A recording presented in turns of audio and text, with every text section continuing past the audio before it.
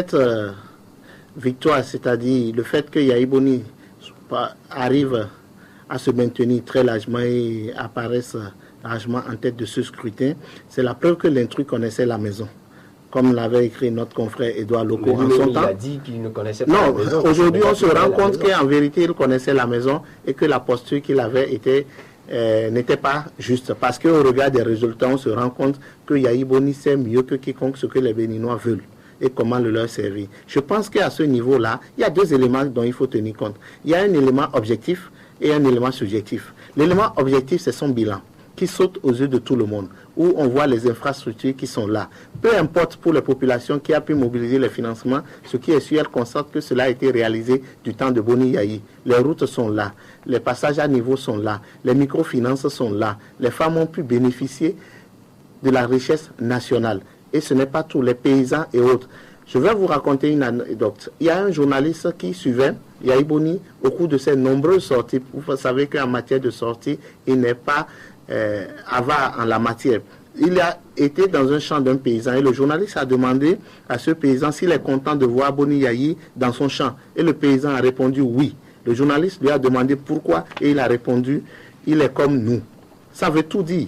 Ça veut dire que aujourd'hui, Boni Yahi a su capter l'attention des populations. C'est cet élément subjectif dont je veux parler, c'est-à-dire la posture de grande proximité avec les populations. Pour les intellectuels, on pensait que ce n'était pas ce qu'il faut, mais au regard des résultats sortis des urnes, on remarque clairement que c'est ce dont les populations avaient besoin. Donc, les populations ont tenu compte du fait qu'il y a eu un début de gratuité au niveau des frais de scolarité au niveau de l'enseignement primaire, qu'il y a eu un début de gratuité au niveau de la césarienne, qu'il y a eu les microfinances qui ont profité à nombre de femmes, qu'il y a eu une augmentation des salaires, qu'il y a eu le problème de reversement des nombreux enseignants dans la fonction publique et que tout cela a compté au finish quand chacun s'est retrouvé dans l'isoloir et qu'il a voulu mettre un cachet sur la liste des candidats. Beaucoup se sont rappelés de ce qu'ils ont pu obtenir et à partir d'aujourd'hui, on peut se dire que au-delà de la politique traditionnelle que nous avons connue depuis 1958, c'est-à-dire depuis quand notre pays est devenu république, qu'aujourd'hui il y a une nouvelle donne.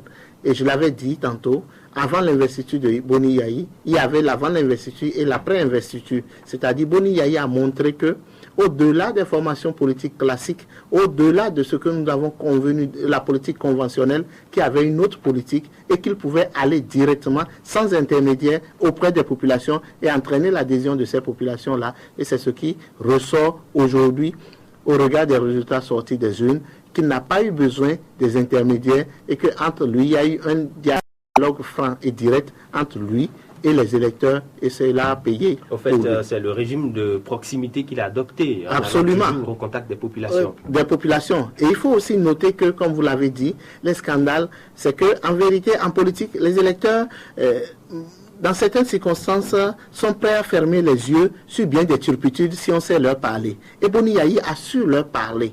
Et donc, ces populations ont compris la politique la posture de victime que Boni Yahi a présentée, où il est apparu comme un homme humble qui demande pardon à ses compatriotes. Ça a pu payer. Et donc, le fait d'avoir été acculé tout le temps par l'opposition, et donc ça a mené une compassion au niveau des populations, et les populations se sont dit non, nous devons être aux côtés de ce leader-là.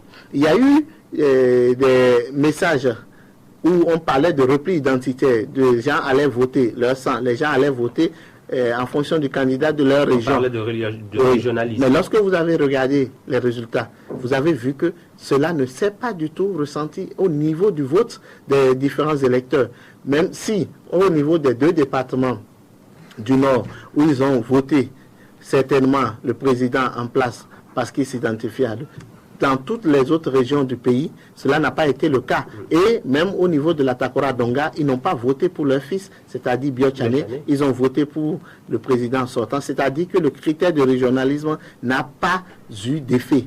Un autre scandale, le scandale d'Anivor. Nous étions tous hier intéressés pour voir les résultats de c'est-à-dire la commune d'origine du disparu. Et vous avez vu qu'à ce niveau, la Boni Yahi est venue en tête de 2 tiers presque 2 tiers des suffrages émis à C sont favorables à Boni Yayi contre le challenger de l'Union fait la nation. C'est-à-dire que ces querelles-là n'existaient que dans le subconscient des Cotonois et au niveau des syndicalistes, et que les populations n'avaient que cure que de ces polémiques qu'on peut constater aujourd'hui étaient vaines pour les populations. Et donc, elles avaient fait un choix et tout le reste ne pouvait les distraire dans l'accomplissement. Et nous, à notre niveau ici, nous avons glané quelques chiffres. Avec Malik Gomina, nous allons revenir encore sur ces chiffres-là, les grandes tendances du scrutin. Oui, les grandes tendances, il faut répéter qu'elles ne sont ni celles de la Sénat, encore moins celles de la Cour constitutionnelle, pour dire au regard de ce que nous avons pu collecter à travers les résultats sortis des bureaux de vote, qui sont donc des résultats bruts, qui ne sont pas des résultats où le juge constitutionnel a pu annuler des voix ou non, a pu corriger ou non. Et donc, on remarque que dans le département du Borgo à Libori, l'ancien Borgo, que le président Boni Yayi, au regard des suffrages, se retrouve autour de 78%, contre 0,91% au président Adrien Humbedji. Dans les Zoukolines, il se retrouve à 63%. Yayi Boni à 63,46% contre 26,37% à Adrien Humbedji. Dans le Monokoufou, Yayi Boni se retrouve au niveau de 56,42% contre 40% à Adrien Humbedji. Dans l'Atlantique littoral, Yayi Boni 45% contre 47,65% à Adrien Humbedji. Dans l'Ouémé Plateau, Yayi Boni 32% contre 65% à Adrien Humbedji. Dans la Tapora Donga, 67% contre 1,75% à Adrien Humbedji. Ce sont encore des résultats provisoires qui pourront être affinés au cours de la journée.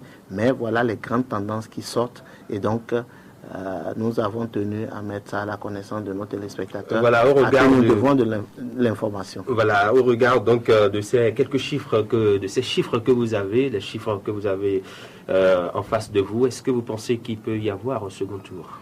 Oui, je dis qu'en fonction des corrections éventuelles que le juge constitutionnel pourrait faire, un second tour n'est pas à écarter. Même si au regard des résultats bruts, on peut dire qu'il n'y aurait pas second tour. Mais c'est au juge constitutionnel de pouvoir le dire. Mais s'il devait avoir second tour, on constate hélas que le premier tour a tué le second tour.